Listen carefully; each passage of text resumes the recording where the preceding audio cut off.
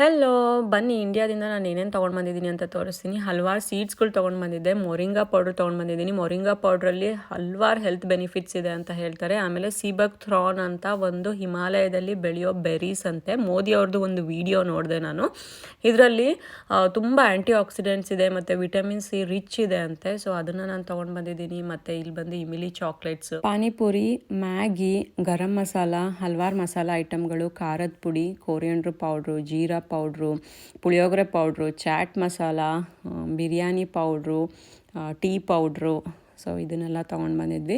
ಅದರೊಟ್ಟಿಗೆ ಈ ಸರಿ ನಾನು 2 ಪ್ಯಾಕೆಟ್ ಪನ್ನೀರ್ ತೊಗೊಂಡಿದ್ದೆ, ಆಮ್ಲ ತೊಗೊಂಡು ಬಂದಿದ್ದೆ, ಆಮೇಲೆ ಕರಿಬೇವಿನ ಸೊಪ್ಪು, ಡ್ರಮ್ ಸ್ಟಿಕ್ಕು, ಬೆಳ್ಳುಳ್ಳಿ, ಸೊ ಎಲ್ಲನೂ ತೊಗೊಂಡು ಬಂದಿದ್ವಿ. ಅಮ್ಮ ಮಾಡಿ ಕಳಿಸಿರೋ ಚಟ್ನಿ ಪುಡಿ, ಶೇಂಗಾ ಚಟ್ನಿ ಪುಡಿ ಇದು ಎಲ್ಲನೂ ಓಪನ್ ಮಾಡಿ ಜಾರಲ್ಲಿ ಹಾಕಿಡ್ತಾ ಇದ್ದೆ. ನೋಡಿ, ಮಸಾಲ ಬಾಕ್ಸ್ ನಾನು ಇದು ಅಮೆಝಾನಲ್ಲಿ ಆರ್ಡ್ರ್ ಮಾಡಿದ್ದೆ. ಕ್ಯೂಟಾಗಿ ತುಂಬ ಚೆನ್ನಾಗಿದೆ. ಸೊ ಅದನ್ನು ಎಲ್ಲ ನೀಟಾಗಿ ಹಾಕಿಟ್ಬಿಟ್ಟು ಅದಾದ ನಂತರ ಸ್ನ್ಯಾಕ್ಸು, ನನ್ನ ಹಸ್ಬೆಂಡ್ಗೆ ಈ ಕರ್ದಿರೋ ಶೇಂಗಾ ತುಂಬ ಇಷ್ಟ. ಸೊ ಅದನ್ನು ಕೂಡ ತಂದಿದ್ದೆ.